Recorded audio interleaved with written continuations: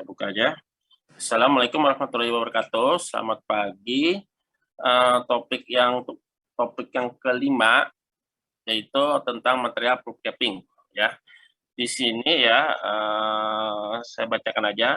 Bahan pulp capping digunakan bila pulpa terbuka dan terlihat perdarahan ya. Jadi yang pulp capping itu jadi semacam material pulp capping itu semacam semen ya yang diletakkan bisa topik ke-6 bukan ke-5 nih mestinya. Ya, topik ke-6 sama ke-8. Yang ke-5 nanti yang Dr. Mirna. Ya, maaf ya, ini topik ke-6 ya maksudnya. Jadi, mestinya kan tadi Dr. Mirna dulu nerangin semen. Jadi ini saya akan menyinggung tentang semen sedikit ya. Jadi ini semen yang digunakan di atas kamar pulpa ya, di mana di sini dentinya tinggal selapis tipis ya. Tujuannya ini untuk merangsang pembentukan dentin sekunder ya, supaya dinding dentinnya kembali tebal dan kamar pulpanya tidak terbuka yang menimbulkan sakit ya. Kemudian bahan pulp capping dan cavity liner yang terbaik mengandung bahan yang bioaktif dan antimikrobial. Di sini bioaktif sesuai dengan standar ISO, yaitu sehingga membentuk lapisan tipis yang kaya akan kalsium dan fosfat, seperti hidroksiapetat, pada permukaan material yang akan digunakan dalam jaringan hidup. Ya. Jadi, pulp capping itu sementasinya harus memiliki kandungan kalsium dan fosfat. Ya. Kenapa harus memiliki kandungan kalsium dan fosfat? Karena struktur mineral daripada gigi itu mengandung kalsium dan fosfat. Jadi kalau dia memiliki bahan bioaktif kalsium fosfat, maka dia akan merangsang pertumbuhan kalsium fosfat di gigi. Ya, ini contohnya seperti hidroksiapetat. Kalau dia merangsang pertumbuhan hidroksiapetat atau kalsium fosfat pada mineral gigi, maka otomatis dentinya bisa kembali tebal ya. Dengan catatan gigi tidak mati ya, masih vital. Kemudian bioaktivitas ini terjadi dengan cara terjadi pelepasan ion kalsium dan hidroksida yang mengakibatkan naiknya pH dan menyebabkan lepasnya endapan kalsium fosfat dari cairan tubuh di sekitar material tersebut ya. Jadi maksudnya akan terlepas ion kalsium dan kalsium hidroksida ya. Maksudnya yang hidroksiapetat ini sehingga mengakibatkan pH menjadi basah ya, di mana kalau terjadi karies atau asam itu pH-nya akan cenderung asam ya, turun. Di sini dengan adanya kalsium fosfat ya, kalsium hidroksida, dia akan membuat keadaannya menjadi basah sehingga keasaman dari kariesnya akan berkurang ya, karena pH-nya menjadi naik. Nah, pada saat keadaan yang asam ini menyebabkan lepasnya endapan kalsium fosfat dari cairan tubuh di sekitar material tersebut. Jadi material tersebut merangsang pelepasan kalsium fosfat dari mineral dentinnya, sehingga akan terbentuk dentin reparatif. Kemudian ya ini secara biologi aja, bone morphogenic protein BMP dan TGF beta 1 transforming growth faktor beta 1 dapat dihasilkan dari tulang atau dentin di pH yang tinggi ya. Jadi begitu keadaan pH-nya menjadi basah, maka akan terjadi terbentuknya pelepasan yang BMP dan TGF beta 1 untuk merangsang regenerasi ya istilahnya, perbaikan jaringan. Perbaikan pulpa terjadi dengan pembentukan odontoblast pulpa pada lapisan kalsium fosfat yang dirasa oleh bahan bioaktif dan membentuk dentin reparatif. Ya, contohnya secara histologi seperti ini ya, ini pulpanya, ini dentinnya. Ya, di sini akan terbentuk odontoblast pulpa ya. Jadi ini di tanda panahnya odontoblast pulpa ya. Jadi ini kalau dekat pulpa ya, kalau ini terbuka kan pasti akan jadi sakit giginya, jadi sensitif. Maka terbentuk lapisan odontoblast ya pulpa ini ya, dentin reparatif, sehingga nanti dia akan menutup ya. Semula ini dentinnya tinggal tipis nih, yang atas ini, ya. Sebentar lagi dekat ke buka pulpanya, ya. Jadi dengan adanya kalsium fosfat tersebut merangsang pembentukan dentin sehingga dia makin lama makin tebal sehingga mencegah terbukanya pulpa. Ya. Bahan capping bioaktif mengandung bubuk kalsium hidroksida dan tridikalsium silikat, ya, bahan bioaktifnya, ya. Jadi di sini bahan pulp capping itu yang penting mengandung kalsium hidroksida dan tridikalsium silikat supaya akan membentuk kalsium fosfat di atas pulpanya, ya. Nah, ini kita ambil contoh satu, itu ada 3 ya, kalsium hidroksida, ya, saya jelasin satu-satu. Kemudian di sini obat kalsium hidroksida ini maksudnya medikasi, ya, medikasi. Jadi semen yang bersifat mengobati, ya, dapat berupa bubuk, pasta ataupun 2 pasta dengan filler radiopak, ya. Jadi semen ini dia tidak transparan, ya, jadi dia radiopak. Biasanya yang banyak di pasaran, contohnya merek dagangnya Ultracal atau Tekel, ya. Mungkin kalau kalian ada orang tua atau keluarga yang dokter gigi mungkin bisa melihat contoh Tekel ini, ya. Jadi ini dia biasanya terdiri dari 2 pasta, yaitu yang satu kalsium hidroksida, yang satunya katalisnya. Diaduk kemudian diletakkan di kavitas gigi untuk membentuk dentin reparatifnya. Di sini kalsium hidroksida sedikit larut dalam air dan tidak cepat mengeras, ya. Artinya dia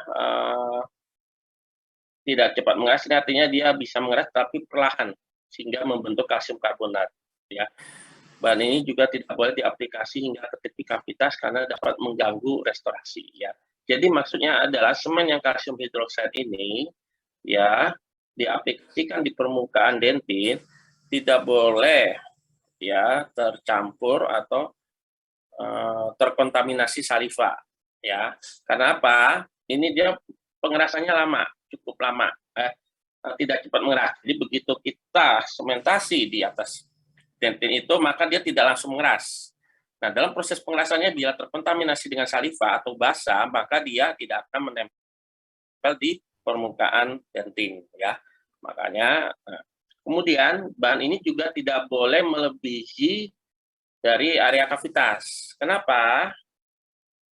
Karena ini kata-kata mengganggu restorasi, jika sementasinya di atasnya dikasih restorasi, dan di antara restorasi dan gigi terdapat semen kalsium hidroksida, maka dia lama-kelamaan akan larut, ya. Jadi kalsium hidroksida itu letaknya di tengah-tengah kavitas, ya. Jangan sampai bleber sampai ke tepi-tepi dinding giginya, ya. Karena kalau sampai ke tepi-tepi dindingnya pada saat ditambal, bahan sementasi ini akan mudah larut. Kalau dia mudah larut, berarti nanti tepi dari tambalannya akan terbentuk celah, ya, sehingga itu akan menimbulkan lama-kelamaan karya sekunder, ya. Nah, karena kalsium hidroksida memiliki pH tinggi sehingga dia dapat berfungsi sebagai antimikroba. Kalsium hidroksida ini juga tidak terlalu berfungsi sebagai isolasi termal, namun bersifat bioinert, ya. Jadi artinya kenapa dia tidak bisa bersifat sebagai isolasi termal? Seandainya di atasnya ada tambalan amalgam, di mana tambal amalgam itu logam yang bisa menghantarkan arus galvanik, maka di sini tidak terlalu efektif untuk menahan hantaran panasnya dari logam, ya.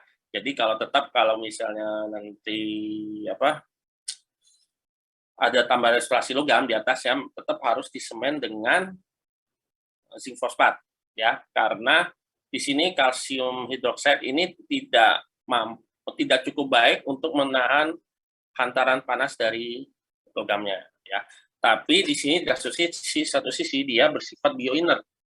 Bioinert ini artinya dia tidak menimbulkan reaksi pada jaringan sekitarnya, ya. Secara histologis kalsium hidroksida merangsang dentin reparatif ketika diaplikasi di pulpa, ya. Karena tadi prinsip dasarnya dia, kalau namanya material polycapping, dia memiliki sifat bioaktif, ya, bioaktif dan bersifat antimikrobial karena pH-nya menjadi basa, ya. Kemudian bahan yang kedua yaitu tridilkalsium silikat, ya. Tridilkalsium silikat atau biasanya disingkat trikalsium silikat juga dikenal dengan nama lain MTA, yaitu mineral trioxide agregat, ya. Atau disebut kalsium silikat atau biosilikat ataupun disebut bioseramik.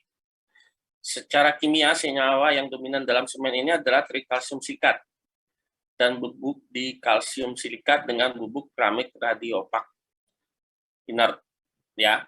Jadi semennya tersebut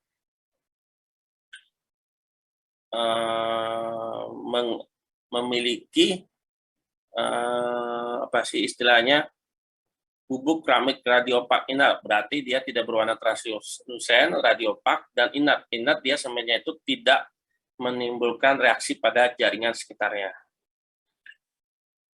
Bubuk trikalsium silikat ini dapat setting, ya, atau mengeras dengan air dengan cara membentuk padatan kalsium hidroksida sebagai hasil reaksi dari matriks hidrasi tri dan dikalsium silikat, ya.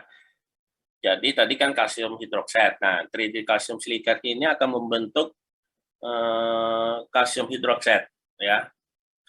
Nah, setelah membentuk kalsium hidroksida, dia akan menghasilkan bioaktivitas dan bersifat antimikroba, ya. Karena kalsium dihidroksida berupa matriks, maka sifat basanya dapat lebih lama dibandingkan bila berupa kalsium hidroksida saja. Ya, jadi yang contoh pertama tadi kalsium hidroksida ini MTA, jadi dia membentuk matriks. Jadi ikatannya cukup padat, ya, sehingga dia tidak mudah, tidak terlalu mudah untuk lepas, ya, sehingga makanya sifat basanya dapat lebih dipertahankan. Nah, matriks ini, yang MTA ini, dapat bersifat isolasi termal dan akan menutup permukaan dentin tanpa menimbulkan penyusutan. Beda sama yang kalsium hidroksida yang tadi. Dia tidak terlalu bersifat isolasi termal. Untuk pulpotomi, ya, pulpotomi ini mungkin kalau kalian belum belajar, itu pulpotomi itu perawatan kamar pulpa, diambil pulpanya, kemudian ditinggalkan orifice, ditinggalkan pulpa yang ada di saluran akarnya, ya. Pada pulpotomi udah jelas, ya, kalau pulpotomi berarti pulpanya kamar pulpanya dibuka, dipotong, maka akan terbentuk perdarahan, ya. Nah, perdarahan ini bisa dihentikan jika kita kontrol dengan cotton pellet, itu kapas, ya, maksudnya, yang dibasahi dengan salin natrium hipoklorit sebelum penambalan, ya. Jadi kita hentikan perdarahannya dulu agar dapat mencegah pembuangan pulpa lebih banyak dan penetrasi ke dalam semen, ya. Jadi pada saat melakukan, jika MTA ini akan digunakan untuk pulpotomi, maka harus dibersihkan dulu daerah kamar pulpanya, ya. Jangan sampai masih ada sisa-sisa darah atau darah yang merembes di daerah kamar pulpa. Konsistensi trikalsium silikat dapat encer atau seperti dempul untuk aplikasi ke pulpa, ya. Kemudian setelah semen ini diaplikasi ke pulpa, maka bisa langsung dilakukan penambalan di atasnya tanpa mesti menunggu semen tersebut mengeras. Nah, ini berbeda dengan kalsium hidroksida. Kalsium hidroksida, dia proses pengerasannya lama dan tidak boleh terganggu terkontaminasi dengan saliva. Tapi perlu diingat, jika kita mau melakukan penambalan di atas, ya, jika menggunakan komposit, maka bahan bonding dan etsanya tidak melekat di trikalsium silikat, ya. Jadi jangan sampai mengenai bahan semen trikalsium silikat, ya. Karena etsa juga tidak boleh mengenai karena dia akan mengikis permukaan yang tadi sudah kita sementasi. Endapan hidroksida petet di permukaan dentin seharusnya dapat mencegah lepasnya trikalsium silikat. Maksudnya endapan hidroksida petet ini permukaan dari dentinnya, ya. Jadi ini trikalsium silikat kan kalsium hidroksida, dia melepaskan hidroksida petet, jadi langsung berikatan dengan dentin-dentin, ya, dan pulpa. Setelah vulvotomi, vitalitas pulpa mesti dikontrol untuk mengetahui pembentukan dentin di bawah semen trikalsium silikat. Jadi setelah diberikan semen, ya biasanya kontrol 7 sampai 10 hari, kita lihat perkembangannya, apakah dia terbentuk dentin reparatif, ya. Kalau dia tidak terbentuk, pasti 7 atau sampai 10 hari, ciri-cirinya adalah pasien itu kembali dengan keluhan giginya tambah sakit. Ya, kalau dia tidak sakit, berarti terbentuk. Itu identifikasi yang paling sederhana jika kita ingin tahu apakah dia terbentuk dentin reparatif atau tidak. Tetapi kalau mau dibuktikan secara ilmiah, maka harus dilakukan foto ronsen, apakah terbentuk gambaran radiopak atau tidak. Nah, trikalsium silikat ada yang tergabung dalam komposisi matriks resin dan berfungsi sebagai pelindung pulpa, namun sifat bioaktifnya berkurang, ya. Jadi kalau yang MTA ini, ya, dia oke, dia bisa menahan isolasi termal, tetapi di sini kalau dia dikombinasi dengan matriks resin, ya, jadi semen resin yang lain, bisa juga, tetapi satu sisi sifat bioaktifnya berkurang karena tercampur sama bahan resin, ya. Bahan resin itu berupa komposit, jadi ada semen komposit, ya. Jadi efek bioaktifnya berkurang, ya. Jadi kalau ingin menginginkan sifat bioaktifnya, lebih baik trikalsium silikat yang berdiri sendiri, ya. Jadi jangan terkandung di komposisi misalnya semen matriks. Oke, bahan yang ketiga yaitu formokresol dan ferric sulfat. Ya, formokresol dan ferric sulfat digunakan sebagai obat selama perawatan pulpotomi, selain menggunakan kauter. Ya, kauter ini itu alatnya, itu maksudnya seperti dibakar. Jadi sarafnya yang sakit, ya, dibakar sehingga mati, sehingga otomatis tidak menimbulkan sakit, ya. Kauternya ini dibakarnya bukan pakai api, tetapi biasanya dia menggunakan semacam kayak listrik gitu, ya. Kedua bahan ini menghentikan perdagangan pulpa, ya jelaskan karena sudah mati, ya pulpanya, tetapi tidak bersifat bioaktif, ya. Formokresol lebih sering digunakan di bidang periodontik, ya, untuk gigi anak. Ferritic sulfa, ya, satu sisi dia memiliki kekurangan dapat mempercepat resorpsi akar gigi, ya. Kalsium fosfat kurang efektif bila disertai peradangan pulpa dan menimbulkan sedikit resorpsi akar, ya. Jadi di sini untuk proses remineralisasinya atau pelepasan hidroksiapatitnya, dia tidak efektif bila di kamar pulpanya itu masih ada peradangan atau masih ada proses resorpsi akar. Nah, itu kurang efektif, ya. Kemudian bioaktif dari trikalsium silikat, ya, dapat menggantikan kedua bahan tersebut untuk gigi anak. Kadang-kadang makanya formokresol dan ferric sulfat untuk mencegah terjadi resorpsi, ya, lebih baik digunakan yang trikalsium silikat, ya, karena memiliki tingkat kebasnya lebih baik sampai gigi tersebut tanggal, ya. Artinya karena ini dia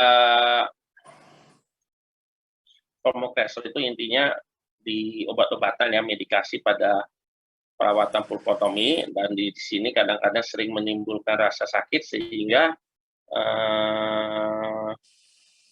disarankan untuk trikalsium silikat supaya langsung terbentuk dentin sekundernya, dentin reparatif, ya. Pulpotomi pada gigi susu lebih sering gagal karena infeksi pulpa yang dalam, ya.